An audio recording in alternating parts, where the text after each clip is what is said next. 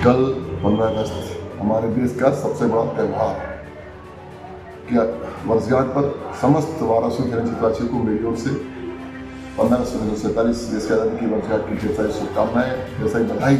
आपसी भाईचारे से रहें, हमें जो अधिकार मिले हैं, जो कर्तव्य मिले उसे निभाएं और अपने देश को जो हमारे नेताओं ने जो आगे बढ़ाया है, देश आज़ादी में जो नेहरू जी ने आगे बढ़ाया है, उसको लगातार हमारा देश जो आत्मनिर्भर हुआ है और आगे बढ़े। देश के साथ साथ हमारा विधानसभा क्षेत्र, हमारा जिला आगे बढ़े, खूब तय करे, हमारे देश में सुख शांति समृद्धि हो, तो प्रसन्न रहे। इन्हीं शुभकामनाओं से समस्त नगरवासियों को, क्षेत्रवासियों को मेरी ओर से 15 अगस्त देश की आज़ादी की वर्षगांठ की ढेर सारी शुभकामनाएं। कार्य विभाजन से नाराज प्रदेश सहित जिले के तहसीलदार और नायब तहसीलदारों ने हड़ताल कर कामकाज बंद कर दिया है, जिसके बाद 14 अगस्त से मनरेगा उपयंत्री भी अनिश्चितकालीन हड़ताल पर चले गए हैं। शासन के राजस्व और मनरेगा जैसे महत्वपूर्ण कार्यों का संपादन करने वाले कर्मचारियों के हड़ताल पर चले जाने से इन विभागों की सेवाओं पर इसका सीधा असर पड़ा है। गुरुवार 14 अगस्त को मुख्यमंत्री, पंचायत एवं ग्रामीण विकास मंत्री, प्रमुख सचिव और आयुक्त मनरेगा के नाम मनरेगा अभियंता संघ के बैनर तले जिले के आधा सैकड़ा से ज्यादा उपयंत्रियों ने अपनी 8 सूत्रीय मांगों के निराकरण नहीं होने तक अनिश्चितकालीन हड़ताल की चेतावनी दी है। उपयंत्री गजेंद्र कुमार कठाने ने बताया कि प्रदेश में मनरेगा उपयंत्रियों का सरकार शोषण कर रही है, जिसके खिलाफ आज से जिले के सभी मनरेगा उपयंत्री हड़ताल पर चले गए हैं। उन्होंने बताया कि मनरेगा उपयंत्री के हड़ताल पर चले जाने से मां की बगिया सहित अन्य मनरेगा कार्यों पर इसका असर पड़ेगा। उन्होंने कहा कि रक्षाबंधन जैसे पर्व चला गया, लेकिन अब तक उन्हें वेतन नहीं मिला है। हमारा भी परिवार है जिनके भरण पोषण की जिम्मेदारी हम पर है। हम चाहते हैं कि मनरेगा उपयंत्रियों को भी माह की प्रथम तारीख को वेतन मिले।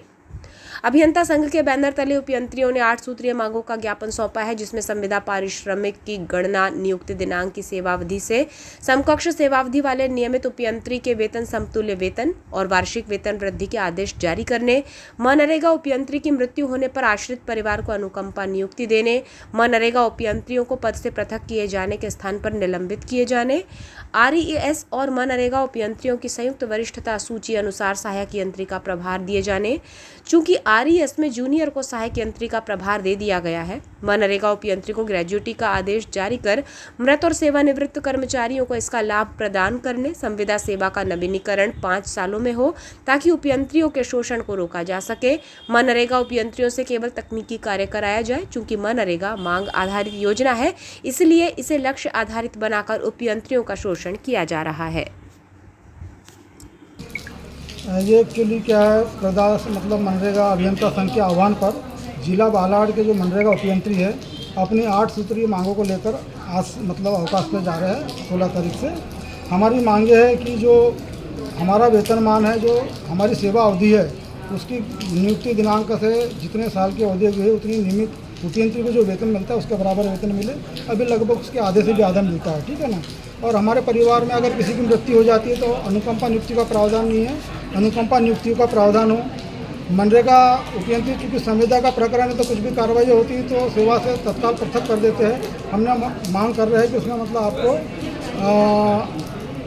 निलंबित किए जाने का प्रावधान हो। उसके अलावा हमारी चौथी मांग है कि आरईएस और मनरेगा की उपयंत्री की ज्वाइंट ग्रेडिंग हो। अभी वर्तमान में जिले में लगभग 9 सहायक यंत्री है, 10 सहायक यंत्री है, उसमें से लगभग 6 सहायक यंत्री जूनियर प्रभार के, ठीक है ना।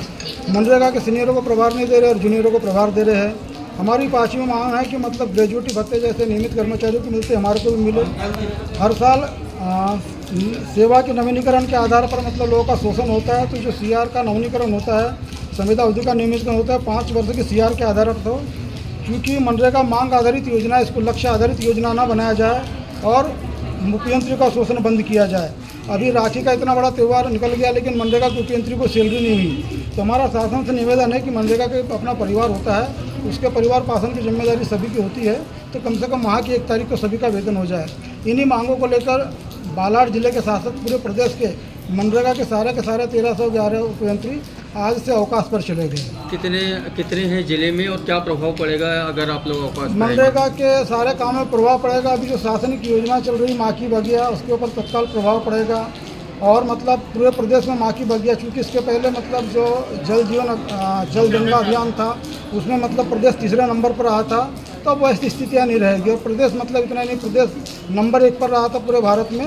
तो चूँकि उपयंत्री ने उस कार्यक्रम को सफल बनाया था और उपयंत्री का निरंतर शोषण शासन कर रहा है, तो अब मतलब लगता है कि शोषण से प्रताड़ित होकर हम लोग अपना मतलब अवकाश लेने जा रहे हैं, तो पूरी योजनाओं के ऊपर इसका प्रभाव पड़ेगा और जिले में लगभग 69 उपयंत्री है, पूरा का प्रभाव पड़ेगा।